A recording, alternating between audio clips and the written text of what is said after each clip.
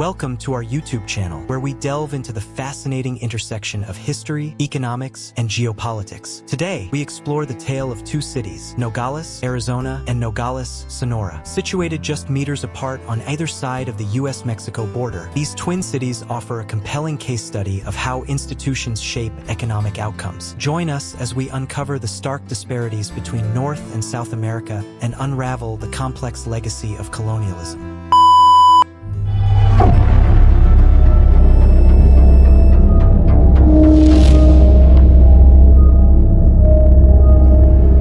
Sonoran Desert lies the city of Nogales. Actually, it's two twin cities separated by the US-Mexico border. They share the same geography and largely identical culture. However, the similarities end there. Just meters to the north, in Nogales, Arizona, incomes are over 7 times higher. Most adults have graduated high school, life expectancy and healthcare are relatively high by global standards, and residents have access to all basic public amenities. Despite occasional inefficiencies and corrupt politicians, the government in Nogales, Arizona, operates according to the population's wishes. Citizens don't live in constant fear of losing their investments, businesses, or homes, nor do they fear for their safety. In contrast, Nogales, Sonora, to the south, paints a different picture. Despite a population 12 times smaller, it has 29% more homicides than St. Louis, the U.S. city with the highest homicide rate in 2019. Most adults lack high school degrees, and due to insufficient health care, mothers worry about high infant mortality rates. Starting a business is risky not only due to the high crime rate, but also because owners must constantly navigate corrupt local politicians to stay open. By almost every metric, the citizens of Nogales, Sonora, fare worse than those of Nogales, Arizona. So, how can two halves of the same city be so drastically different? The answer lies in a much larger disparity. Latin American countries are much poorer than their northern counterparts, but this wasn't always the case. For most of history, Latin America was the most valuable and sought-after real estate in the hemisphere.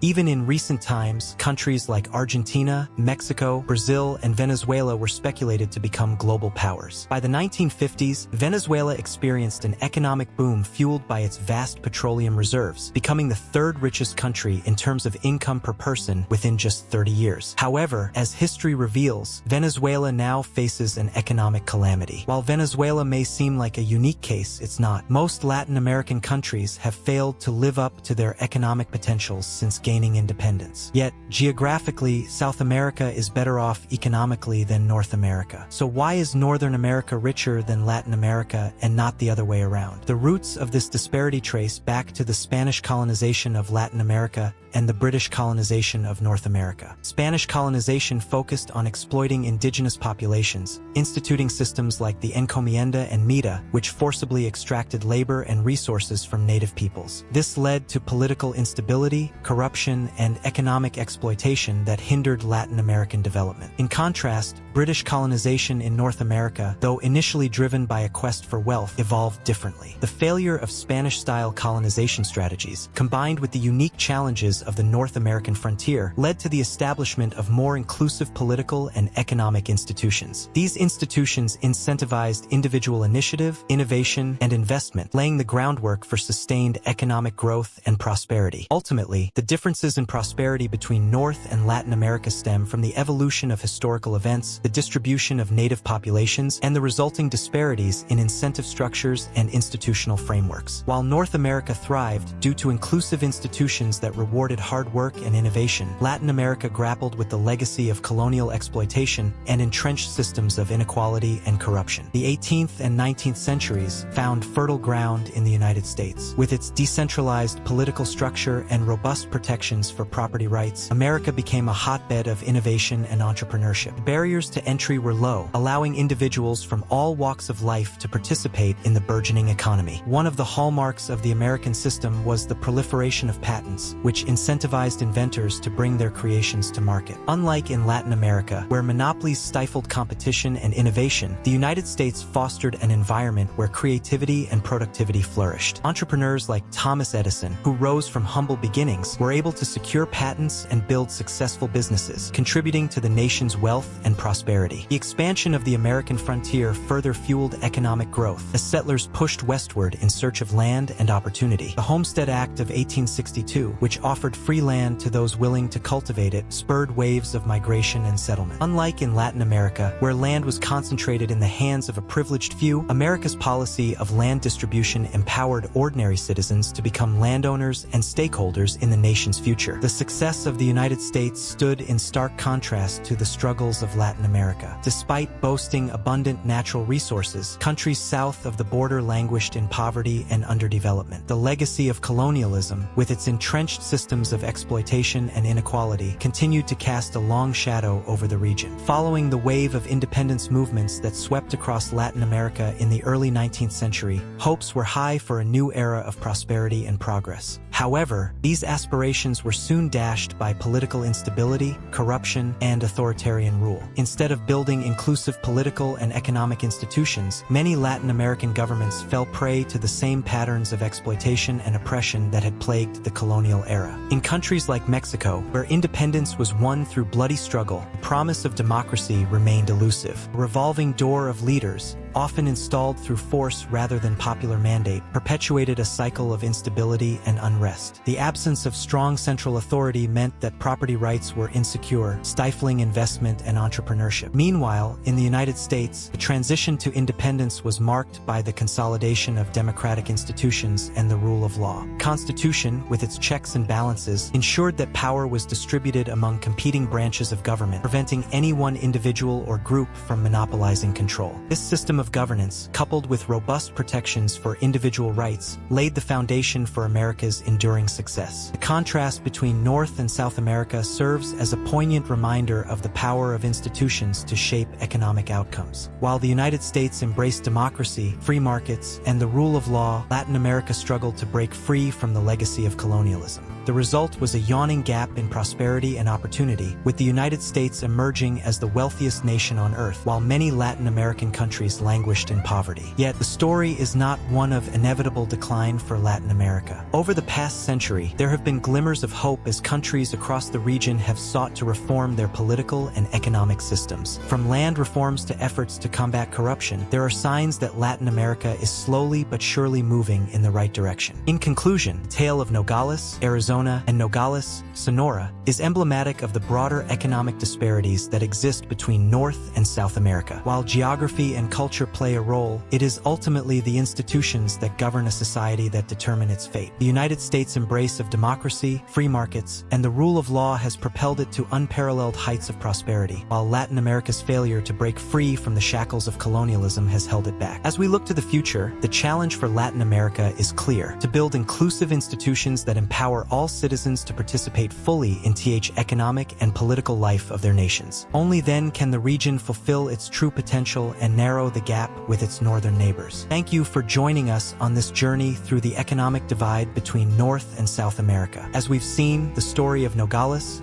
Arizona, and Nogales, Sonora, is just one chapter in a larger narrative of institutional influence and historical legacy. We invite you to like, share, and subscribe to our channel for more thought-provoking content on topics ranging from finance and economics to global affairs. Until next time, stay curious, stay informed, and keep exploring the world around you.